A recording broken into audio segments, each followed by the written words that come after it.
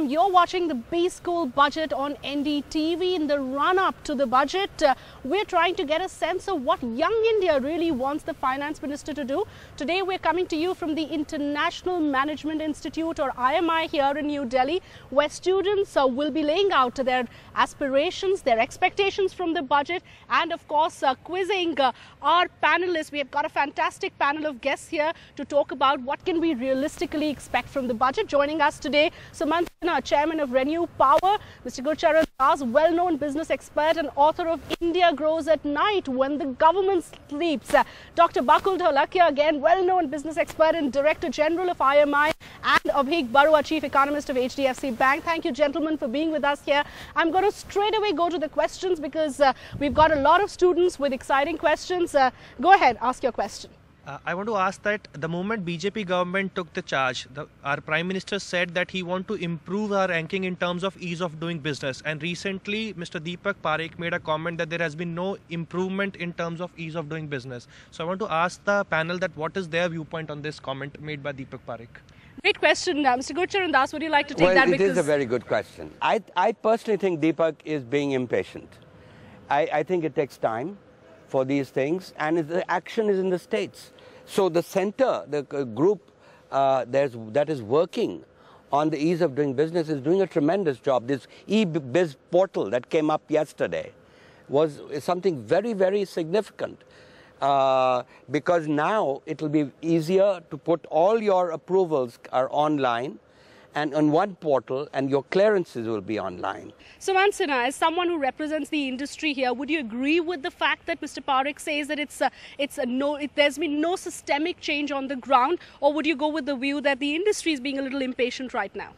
No, I think the truth, as it always does, lies somewhere in between. I think there is a lot of expectation, particularly after the promises made by this government and the continued assertions made by the government. And I think when you actually get down to the day-to-day issues of doing business, yeah, there hasn't been that much change in reality. But I do agree with Gurcharan that these things take time to change. How much time would you give this government? Would you wait a year? Would you wait for the budget? And the importance of the budget, that's why. See, I think, Shweta, if you look at NDA 1, for example, it took them almost 3 or 4 years of hard slog on the reforms front before we saw the benefits of that, then starting in 2003 to 2009. But it took them 4 years of effort.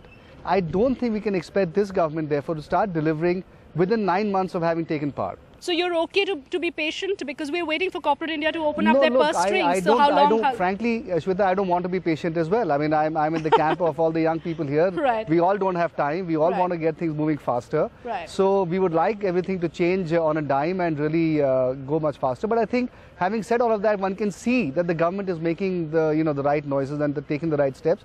And I think it will start manifesting itself in the next year or two. Sure. Interesting questions here, even on oil prices and others. Yeah, go ahead, ask the question. The oil prices are expected to go down further at around $30 per barrel. How do you see it impacting the economy and the policy in the budgets? I think there was a similar question here on this government being lucky. Who was asking? Yeah. My question is that we are improving a lot on the economic indicators. So is it because we have substance in the policy, or is it because of some global economic factors that are affecting?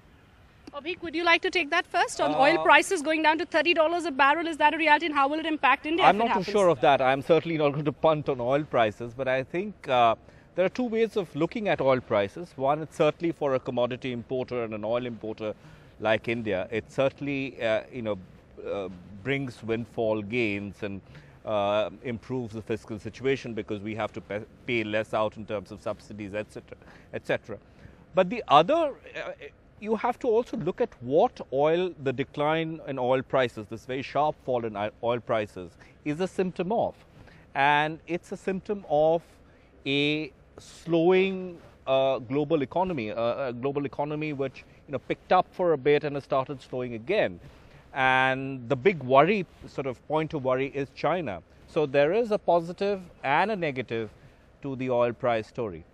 Dr. Dholakia, would you like to comment on the fact that a lot of people are saying this government has also been lucky? The kind of unprecedented crash we saw in oil prices couldn't have come at a better time for this government. True.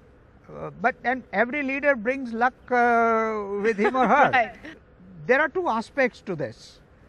And very often we are confused as to whether a very sharp decline in oil prices is a positive indicator or a negative indicator, because while it may reduce your current account deficit in terms of the import costs, Sure.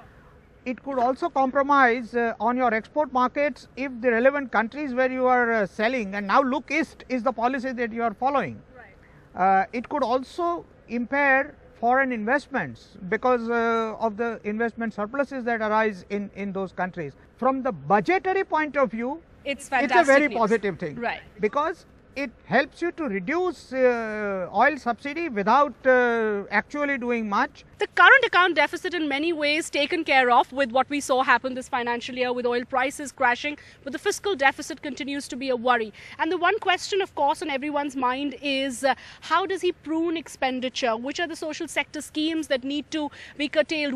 How much should he allocate to key priority sectors, healthcare, defense, education? We've got some questions there coming up on spending, and go ahead, ask your question. We have heard that the central government is planning on slashing its contribution towards social welfare schemes and is planning to empower the state government more. Would the state governments be able to take up the responsibility, or will that be a justifiable move? Center-state relations, interesting question. I'll just quickly take the question on healthcare, defense, education, or somebody here. Yeah, go ahead. Yeah, my question is that India spends most of its defense requirements, gets the money through imports, estimated around 130 billions, I suppose. So how is the government going to meet this massive requirement? Any other questions on spending and priority sector, social sector? Yeah. Okay. We have not been putting a lot of money for education these days. Should we expect the new budget to put a lot of importance on education, because skill development is what we need for Make in India to get successfully rolling? All right. If we could get each of you to answer that. Yeah, Mr. Das, go ahead. Well, take education very quickly. Right. It's not a question of money. That is a lie. The reality is there's enough money that has been poured into, let's begin with primary education. The primary education with Sarva Shiksha Abhiyan, etc. over the years, we've done a good job. But the worst thing is that a lot of the money is just wasted. Nobody measures outcomes. It's all about inputs and nothing about outcomes. Well, you know, these things are related to the budget. Okay, Sumant, social sector spending is something which always is talked about ahead of the budget. This government also has the dilemma on one hand to prune expenditure to meet the fiscal deficit target. On the other hand, there's also many economists now pointing out that, you know what, public spending should be stepped up, especially in areas like infrastructure, because that is what will get the economy kick-started at a time when corporate India is not spending. Your thoughts? No, so I think as far as social sector spending is concerned, the government really has two, as far as I can see, two fundamental strategies. One is, of course, with all this Aadhaar and Jan Dhan Yojana having come into place now, to actually do direct cash transfers, right? And thereby actually improve the outcomes, actually put money where it needs to get to, without all the intermediaries sort of siphoning it off, and therefore have better efficiency of that money being spent. So I think that's one big strategy that they're following. The second thing that they're doing also is that they're actually going to take away a lot of these central government driven schemes, and actually they're going to let the states decide how much they want to spend across different schemes. Truly much more federal in that sense. Shweta, if I could just come in on this. I'm sorry, Sumant, I didn't let you finish. Yeah. Go ahead. Go ahead. No, I mean, I think there is a mistaken notion that, all spending, government spending, including investment spending, is funded from the budget. Right. A large part of the funding for government programs, particularly through the PSUs, comes from outside, what they call the internal and extra budgetary resources. And if you look at the cash positions of a number of large PSUs, they are very comfortable. So I think there are two routes. Sitting on piles of cash. So you're saying that needs to be unlocked. Either they give it to the government, right. either they invest, or give it to the government as dividends. But if I can make a point on that, I think the important thing is that the government has to improve the actual economic outlook in different sectors. Right. Because unless they do that, and unless capital can actually generate some returns, there is no point in just pumping, whether it's public capital or private capital hardly matters at some level. Right. The key missing point, both in the previous government as well as in this government, is the importance of selling the reforms to the people. I would just like to flip that question. Many actually believe this government has oversold and they're not walking the talk. Not at all. Because why would, Kejriwal wouldn't have got elected.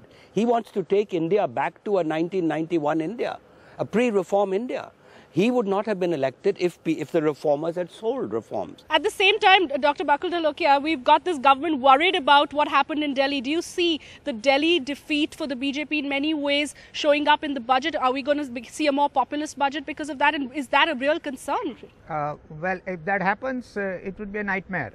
The whole thing is that one was expecting that after many years, for the first time, we are heading for a proper budget which has the minimum quotient of populism.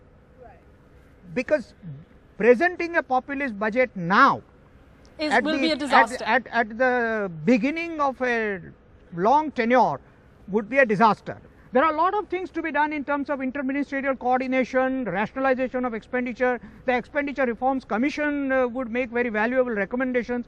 All of this, I hope, initial steps towards implementation, not constitution of more committees that will look at these things. So we want to see real implementation. Action. We want to see action. Quick word. I'm going to be a little pedantic and add something to what Sumant mentioned. I think there are two themes as far as public investment spending is concerned. One is to transfer more to the states. The other, I think, is a fairly categorical acceptance of the fact that the PPP model that we sort of kept touting for every infrastructure project that we conceived of has failed. And I just hope the new budget at least introduces a new template or a blueprint for public-private partnership. Kind of partnership.